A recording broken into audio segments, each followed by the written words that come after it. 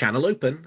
Welcome back to WeeklyTrek, a proud member of the Tricorder Transmissions Podcast Network, and presented in partnership with TrekCore.com. I am your host, Alex Perry. What's today's date? The date. Today's show was recorded on March 18th, 2021, and is current through Star Trek Discovery Season 3, so beware of spoilers. All right, let's get into the show. Good day, Voyager, and welcome to A Briefing with Neelix. It's a catchy title, isn't it? WeeklyTrek is a 30-minute news show covering the biggest stories from the Star Trek franchise. We are in a new golden age of Star Trek. There are multiple television shows in production, possibly more on the way, and enough merchandise to fill the Bajoran wormhole. So stick with me, and I'll help you sort the real facts from a lot of the Dominion propaganda that you'll find online. But I can't do this alone. And my guest this week is returning guest and co-host of the Promenade Merchants podcast. It's David Majors. David, welcome back to WeeklyTrek. Thank you so much, Alex, for having me back. I brought my personal blend of Ractigino for you and all the WeeklyTrek fans out there.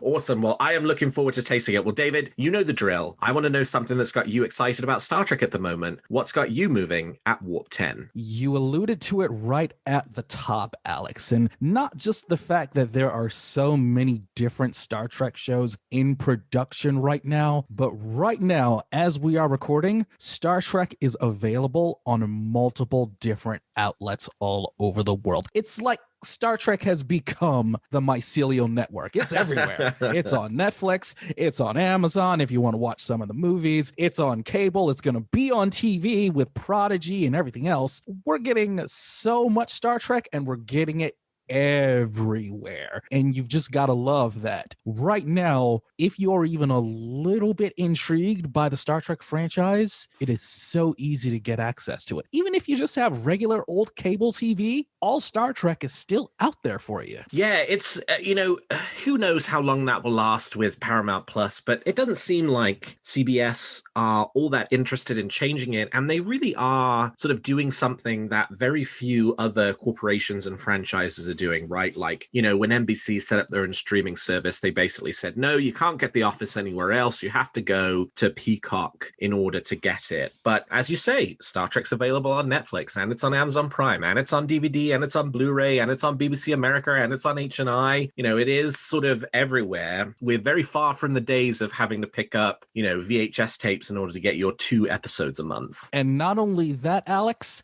if you look at the numbers for Paramount Plus, I'm sure you've seen them, the subscriber numbers, they're still doing pretty okay. Yeah, and sounds like today, doing even better. The NFL re-upped its broadcast deal, and I guess it includes some NFL games being on Paramount Plus, which is obviously will be a huge draw for subscribers because it remains one of the most watched sort of, events in the US. It was a 10-year deal at $110 billion with a B dollars. Yeah, not bad.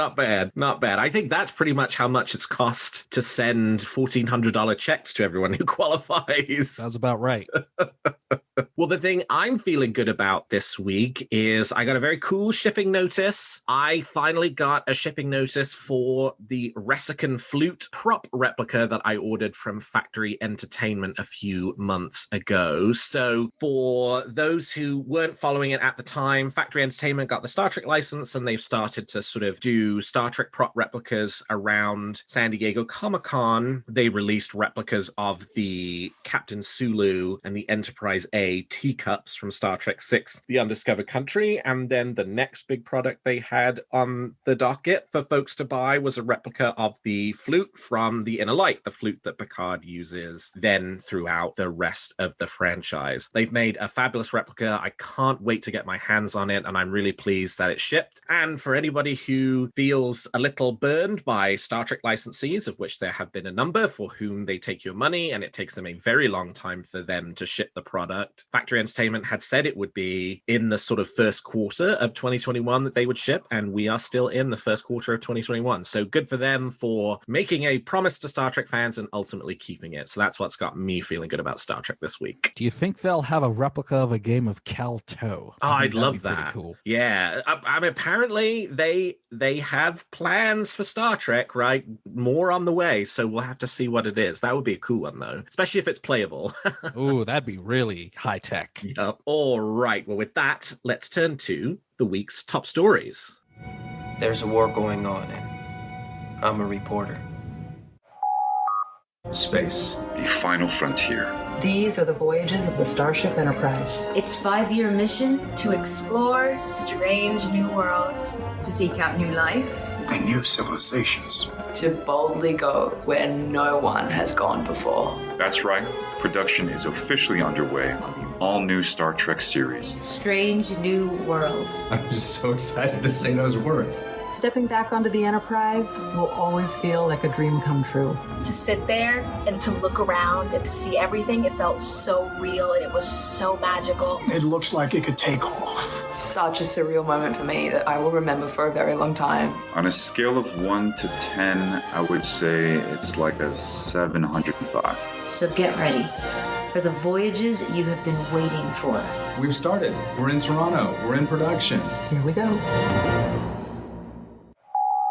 Yes, as you just heard, Viacom CBS have officially announced that Star Trek Strange New Worlds is in production up in Toronto, Canada. And in addition to the voices of Anson Mount, Ethan Peck, and Rebecca Romaine, who will be playing respectively Captain Pike, Mr. Spock, and Number One, you will also have heard some unfamiliar voices. That's because, in addition to announcing that Strange New Worlds is now filming in Toronto, Viacom CBS also announced 5 additional main cast members who will be starring in the show. Babs Alusanmokun, Christina Chong, Celia Rose Gooding, Jess Bush, and Melissa Navia have joined the cast of Strange New Worlds, though no character names or details have yet been announced. No word yet on whether Samira Smallwood's Lieutenant Amin or Amrit Kaur's Cadet Sidhu will be appearing in the show. As a reference, Discovery has a lot of characters, but a smaller main cast, so it is theoretically possible that even if neither of those actresses are main characters, they could still pop up frequently on the show. But the new additions to the crew sure are intriguing. There have been rumors that, for example, the character of Nyota Uhura may have a role to play in Strange New Worlds. Could that be who Grammy Award winner Celia Rose Gooding is playing? Well, while we'll have to wait and see exactly what roles each of these actors will be playing on the show, it is exciting nonetheless to welcome new faces to the Star Trek pantheon and to know officially that filming for Strange New Worlds is underway. David, what do you think about the new cast additions? Are you looking forward to Strange New Worlds? I have said many times on Promenade Merchants that I believe that Strange New Worlds has the potential to be very, very special. I feel like it could be the tentpole series of this current era of Star Trek. I feel like it has the potential to be that special. It could be what The Next Generation was. It could be what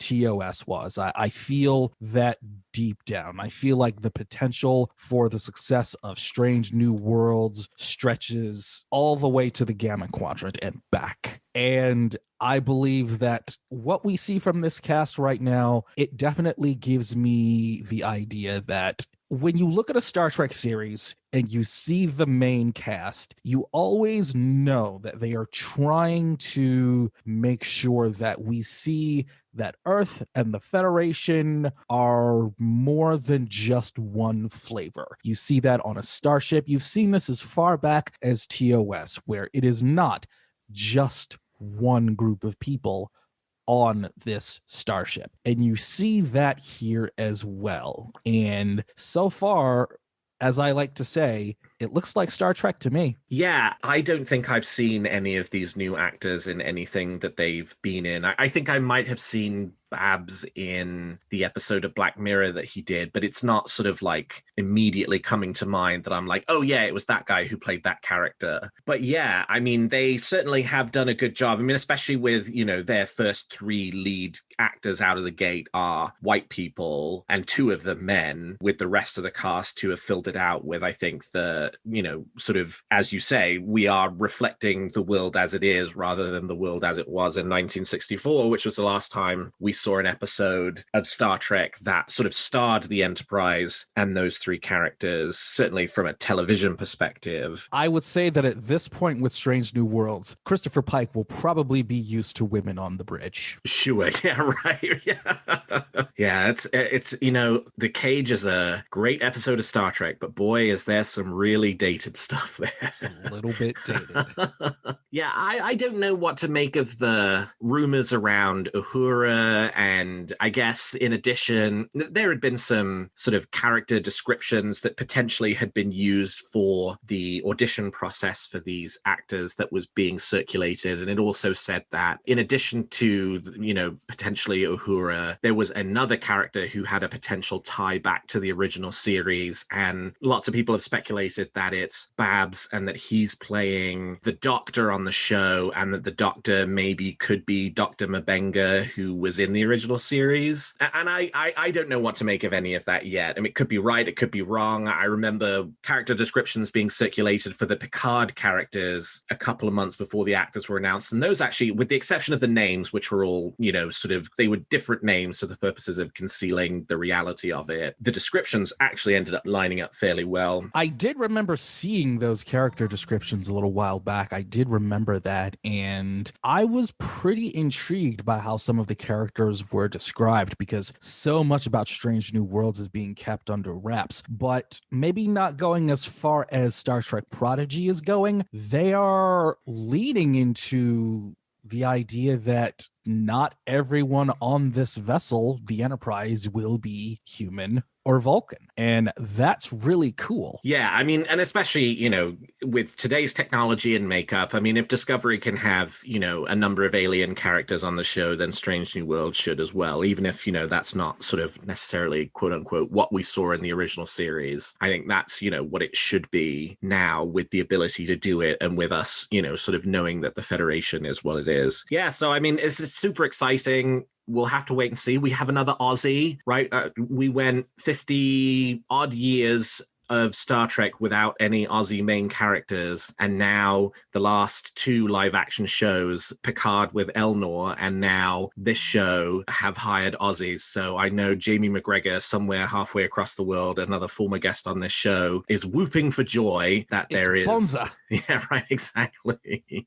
But I think more details for Strange New Worlds are forthcoming. They are filming, right? This video came out about a week ago, but as far as we know, they've been filming up there since late February. So they're, at least an episode or two into this filming process now. And I think certainly by the time that San Diego Comic-Con at home rolls around, we will probably learn a whole lot more about Star Trek Strange New Worlds. And I can't wait for it. Same. Can't wait. I think it could be the next generational Star Trek show. I really do. I would like that. And I think it has all those sort of ingredients, right? I mean, we have some great characters, a great ship, and a great concept, which is, let's sort of revisit some of those old kind of episodic style, at least for one show, and sort of see how people react to it.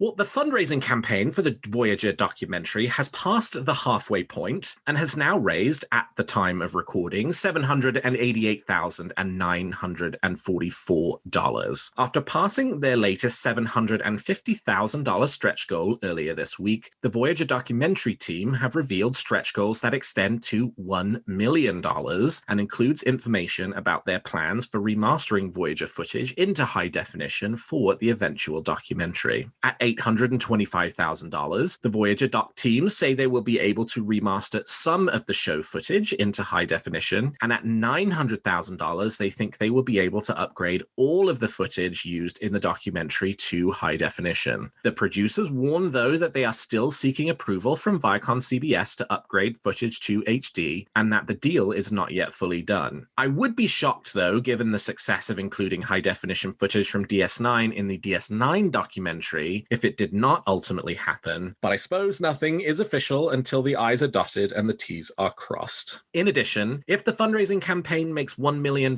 by the completion of its 30-day run, the documentary team are promising a, quote, exclusive, never-before-seen Voyager surprise. So there you have it. 13 days remain in the fundraising campaign, approximately $200,000 additional dollars. Will Viacom CBS, approval depending, secure full HD footage, and $300,000 will unlock a special special surprise. To tempt existing donors to come back and help the team meet their goals, the documentary team have added several new perks. A new Tuvok Rocks t-shirt can be yours for $36. You can get your picture featured in the closing credits for 15 seconds for $500, and $1,000 will get you a private winery tour with Casey Biggs and a concert with the Enterprise Blues Band. David, what do you think? Can they make it to 1 million? I think it's possible because I know, speaking personally, that I saw that the Voyager campaign had started. I went to bed and overnight it was funded. So I think it's certainly possible, especially with the fact, given the success of the DS9 documentary, Star Trek fans are absolutely salivating for some of the old footage from DS9, Voyager, what have you, in high definition. People are craving that like mad. I think it's definitely possible. 900,000 for sure. 1 million? That might be like a real stretch of a goal. But I definitely think that there will be Trekkies out there that want that high definition, as much of it as they can. And I think Viacom CBS probably knows that too. I know I like that Tuvok Rocks shirt. Thanks, Heather, for showing that to me. And I do think that it's definitely possible, especially if high definition is in play. Yeah, I'm with you. I think $900,000 is certainly doable, right? I mean, they're only $112,000 away from that right now. And while with these Indiegogo campaigns, you have this really big set of donations out of the gate, and then you pick up additional funding at a much slower pace over like the middle 20 days of the campaign. Once you get into that last 10 days, you really do start to see the momentum pick up again because, you know, there are people who work to a deadline, and when they see that deadline coming, they're like, oh yeah, I gotta give money, and they do so. So I think they will almost certainly get to the $900,000 level. Yeah, who knows about the million? That's a sort of stretch goal, I think. Can they realistically get with only 13 days left? And by the time people hear this, there'll be under 10 days left up to that $1 million mark. I'd really like them to, because I want to find out what the special surprise is. I've absolutely no idea what it could be. Clearly something that requires Viacom CBS approval, because they put that on all three of them. But my guess is, at least on the HD piece, as you say, that's almost certainly a formality. People loved the Deep Space Nine footage in high definition in the DS9 doc. I think Viacom CBS would be utterly foolish not to take the opportunity to do that with Voyager, especially given when they did their Paramount Plus Star Trek commercial at the investor presentation at the end of February, they included one of those high definition shots, the battle from Sacrifice of Angels, in that trailer. You know, so they clearly like the fact that they have it because they used it in one of their own sort of official products. I think they'd also like to have the fans pay to get some Voyager footage they could do the same thing with. Can you imagine seeing Captain Janeway say there's coffee in that nebula in high def? Pretty cool. I think the only question will be whether I think certainly they'll be able to do the live action footage. The only question will be, do any of the original VFX artists still have any of those sequences, those special effects sequences from Voyager that could be redone in high definition? The Sacrifice of Angels sequence that was included in the Deep Space Nine documentary, the VFX artist who did that, he's had that stuff, all those files, since he worked on the show. That sequence has actually been up on it was up on YouTube for a number of years before the Deep Space Nine documentary took it and sort of, you know, made it widescreen and put it on the, you know, on the big screen for the documentary. So an open question about Voyager effects sequences, because it is dependent on, frankly, those still existing somewhere. And we know that many of them have been lost over the years because the corporation did not do a great job of archiving that stuff back in the day when special effects was in its infancy. But certainly for the live action stuff, they can definitely do all of that. I will say that I have faith, Alex. Would you say you have faith of the heart? Going where my heart will take me. Well, the Voyager documentary isn't the only new Star Trek documentary project coming to television soon. A new 8-part documentary on the history of the Star Trek franchise from the very beginning all the way through the current era of Star Trek on Paramount Plus will debut on the History Channel later this year. Brought to you by the Nacelle Company, which produced the Toys That Made Us documentary on Netflix, company owner Brian Volk-Weiss said in a statement that the center seat, which is what it's called, to say this is a passion project project would be a tremendous understatement. In addition to Volk Weiss, the center seat will have Gates McFadden, Dr. Beverly Crusher from TNG, and longtime Star Trek historian Mark A. Altman along for the ride as executive producers. No additional details are available yet on when this series will premiere, just that it will be later this year. David, think you'll watch this one when it comes out? I will probably watch this one as enthusiastically as I bought those recent Time magazines celebrating 55 years of Star Trek. And I bought those up quick. Yeah, this is going to be awesome. I cannot wait. I am now appreciating more and more just how much the Star Trek franchise has been so transformative for sci-fi, for pop culture, and just as a, not to get too high and mighty, a philosophical piece of what Star Trek has always represented and continues to represent going forward. I love that they will be including things from the current era because it shows that what is still going on all traces back to Lucille Ball giving Gene Roddenberry the green light to make a pilot. And to me, that is just fantastic. Yeah, this is very exciting for me for that precisely that reason, which is we really don't have much sort of historical, sort of look backs on the Star Trek franchise at this point that include the Kurtzman era. If you include the print publications, the 50-year mission, which Mark A. Altman wrote, that was sort of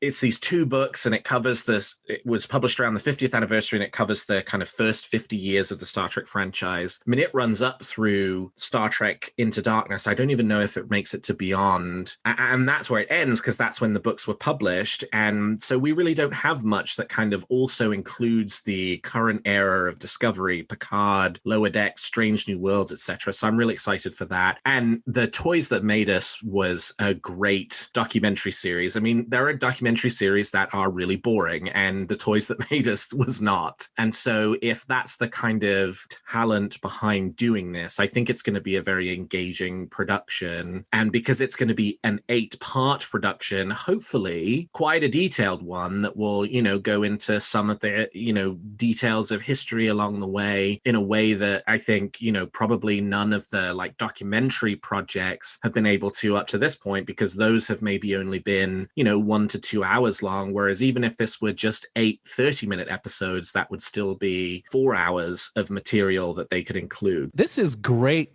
continuous viewing. It's going to be 8 parts, and you will be able to watch this for 8 nights straight. And that just sounds amazing to me. I would almost wonder if the History Channel will actually put this on their network and air it, because it would just be great viewing, just great sit-down television, I think. I mean, I'll be there for sure. I don't watch a lot of cable anymore, but that's one of the that's something I would definitely turn up for. And I'd sit through it, commercials and all. Yeah. Well, and lastly this week, after several weeks of new fiction book announcements, this was the week for non-fiction Star Trek book announcements to strain your bookshelves further. Hero Collector Publishing have announced several new releases. In August, they will release the 5th volume in their Designing Starships collection, which draws material from the magazine shipped alongside the Eaglemoss Star Trek Starships collection. This book, which will focus on DS9, will showcase the concept art behind the Deep Space Nine station itself, the USS Defiant, and dozens more ships from the award-winning Star Trek series. Then, in September, Hero Collector will release Star Trek The Original Series, A Celebration, patterned off the Star Trek Voyager Celebration book that came out last year. The Original Series Celebration will feature archival interviews, personal recollections from cast and crew, and new interviews specifically undertaken for the book, exploring the writing, directing, production art, and visual effects for the show, which is celebrating its 55th anniversary this year. And that's not all. The Star Trek Shipyards book collections will also be continuing, in addition to 2 previously announced volumes on the Delta Quadrant that will be released in the next few months. Hero Collector is publishing a 2nd edition of its Starfleet ships 2294 to the Future volume in August that will be updated to include ships from Star Trek Picard and Star Trek Discovery Season 3. And if that's not enough, October will see the release of the first of 2 volumes of books focusing on the non-Federation starships of the Alpha and Beta quadrants. But wait, there's more. A next-generation version of the Quibbles with Tribbles release from last year, basically a Where's Waldo for Star Trek fans, will release in November. And perhaps my favorite of the announcements is that Grudge Cat herself from Star Trek Discovery is getting her own book. The Book of Grudge by author Rob Perlman will allow you to, quote, find out what Grudge the cat really thinks of the planets, the ships, and all of the people she meets in the course of her travels. That book will be out November 7th. Well, David, that is a lot of books. I know you're not a big collector, so let's focus on starships for a second. Discovery Season 3, what was your favorite starship design? Oh, I was actually going to talk about Star Trek Picard for a second. Oh, let's do it. I am absolutely in love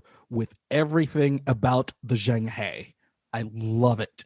I immediately brought that era of Starfleet uniform from $23.99. I immediately ordered it. I loved what I saw of that bridge, and I just love how the current era of Star Trek and bridge design and internal ship design, I absolutely love how those things are looking. For Discovery, I've said many, many times how much I love the interior of the Discovery and also the Discovery Season 2 / Strange New Worlds NCC 1701 Enterprise. That looks absolutely phenomenal. But I want to throw something out there. It's this little quiet theory I've had in my head for a long time that one of these books brought up, Alex, if I may. Sure, go for it. Okay. I've said for a few months now that we talk about Grudge the cat, and Book has said many, many times she's a queen. Do you remember the episode of Star Trek Lower Decks where we got introduced to Ensign Tendy's dog? Yes. And where we found out that dog wasn't exactly a regular dog, if you know what I mean? This little idea that I've had in my head, call it fanfic, that when Book says Grudge is a queen, I think he's being literal. Grudge is actually a queen of a planet of aliens that might resemble Earth cats, but are not actually Earth cats. And we are going to see this book from the perspective of a queen of another planet around humans. That's my story, and I'm sticking to it.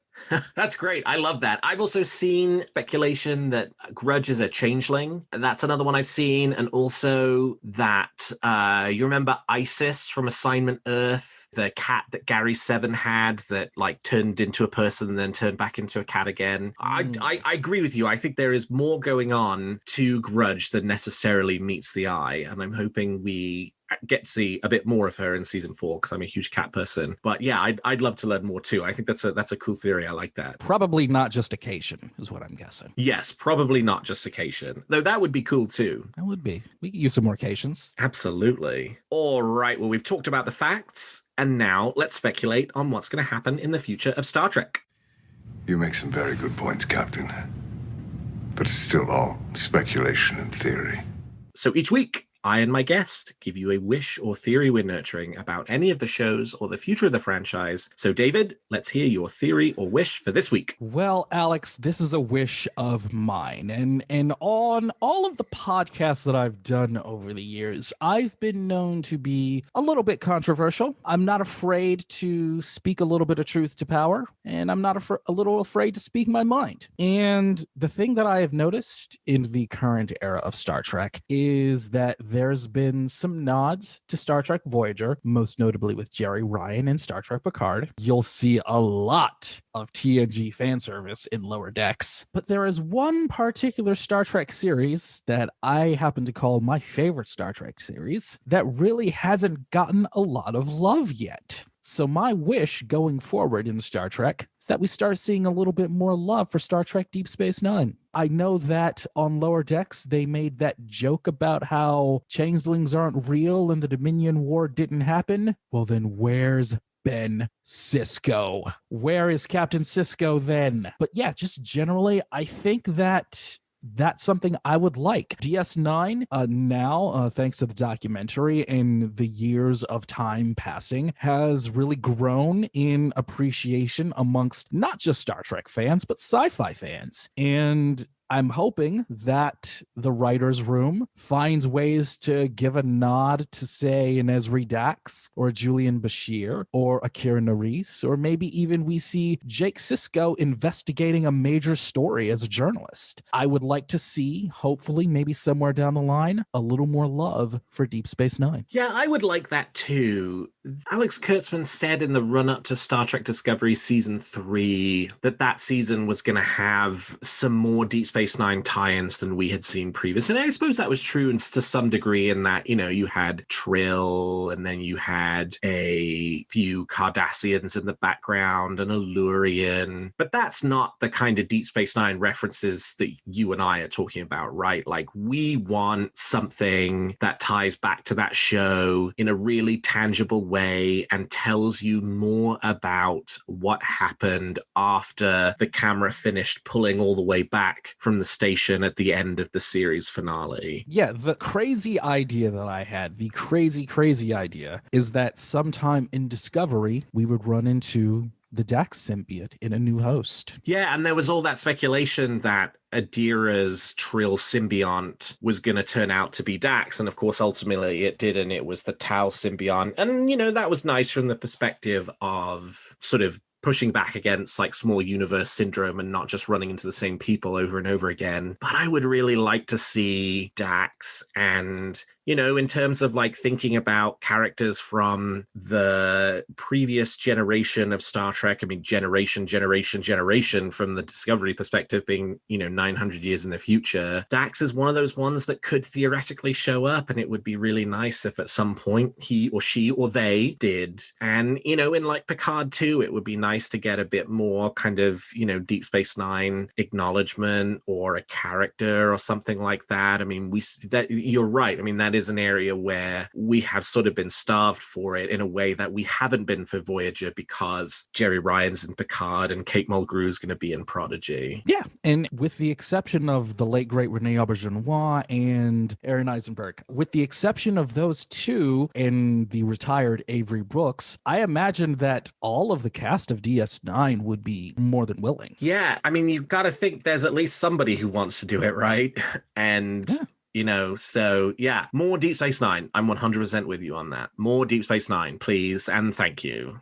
Well, my theory this week is actually a wish, and it's another listener submission. This one comes from Mike O'Brien. That's at MHR O'Brien on Twitter. Not quite Miles O'Brien. It's Mike O'Brien. I guess it's probably his long-lost brother. I guess his long-lost great-great-great-great-great-grandfather in this case. Well, Mike's wish is actually a very specific one. In a previous episode, we had been talking about various different new sort of Star Trek drinkware that was coming out. I reference one of them at the top of the show, the Factory Entertainment Captain Sulu tea mugs, and then Uconic released a set of whiskey glasses and a whiskey bottle that you could buy a few weeks ago. Well, Mike would like to see a return of the Taco Bell Star Trek 3 The Search for Spock glasses, which were these fabulous glasses. I actually own one with Commander Krug on it. It was a set of 4, and it was sort of like the Happy Meal toy, right? You went into Taco Bell and you ordered a specific item on the menu, and you got one of these glasses with it, and there were 4 to collect, and they were quite popular in the day, and but now, because of course they're glasses. Strange New Worlds. This has Strange New Worlds written all over it. That's right. Maybe it's time for a new Taco Bell Strange New Worlds promotion in which they do another set of glasses for us to go and collect. It's one of those things where like that's such a product of like the 80s and the 90s, don't you think? That like sort of fast food collectors business. I think the last Star Trek one was probably the 2009 movie where you could get those little figurines of like Kirk and Spock with the giant heads and the tiny bodies. Yeah, that's sort of a lost art these days. I would say to Viacom CBS, if they were to do this with Strange New Worlds, do you really think people wouldn't buy it? I mean, I'd buy it. I'd eat a ton of Taco Bell, and I didn't even like Taco Bell that much. I do. I really do. So you'd be there. You'd be going back for seconds and thirds. A Rebecca Romaine collector's glass with my chalupa? You kidding me? It's funny, I noticed that when she appeared in Star Trek Discovery, she was clearly wearing a wig and not a super great one. But in that video that they published when they announced new cast members, she has dyed her hair for the production. It looks way better. She looks way better with just her natural hair rather than the wig. I think she just looks great in general. I have been a fan of her since Mystique. So the way everyone is fawning over Anson Mount for Strange New Worlds, I'm right in the same boat with Rebecca Romaine. I'm warp 10 for Strange New Worlds. You know, honestly, I'm warp 10 for both of them. I'm a straight man, but Anson Mount, you know, if he really proposed it to me, I'd be there. I'd be there. I'm not going to lie about that. Do you have a theory or a wish for Discovery, Picard, Strange New Worlds, Lower Decks, or Prodigy that you'd like to share? Tweet them to me at WeeklyTrek or email them to me at weeklytrek@thetricordertransmissions.com, and I might feature your theory in a future episode. Well, that's all the time we've got for this episode of Weekly Trek. Thank you so much to my guest, David Majors, for joining me today. David, how can people contact you if they want to continue the conversation? If people feel so inclined, you can follow me on Twitter at CallMeDJM. Call me DJM. And please, if you like hearing me talk about Star Trek, you can do that with the Promenade Merchants podcast, available where all podcasts can be aggregated. Myself and my fantastic co-host, Miss Heather Kirby, who has also been on Weekly Trek. We talk about Star Trek just about every 2 weeks. Old business, new business, upcoming business. We're in and out like a cup of Ractigino. That's the Promenade Merchants podcast. And it's a fabulous show, and I highly recommend that folks check it out. And you can find this show on Twitter at WeeklyTrek and me at Alexander T. Perry. And if you enjoy the show, please consider leaving us a 5-star review on your podcast player of choice. And please check out some of the other great shows on the Tricorder Transmissions. And if you like our shows, please also consider becoming a Patreon of Tricorder, which you can find at patreon.com/the Tricorder Transmissions. And lastly, if you're looking for Star Trek news on the internet, I hope you will turn to trekcore.com. Well, thank you, David. Thank you to all of my listeners. And until next week, live long and prosper. Walk with the prophets, everybody.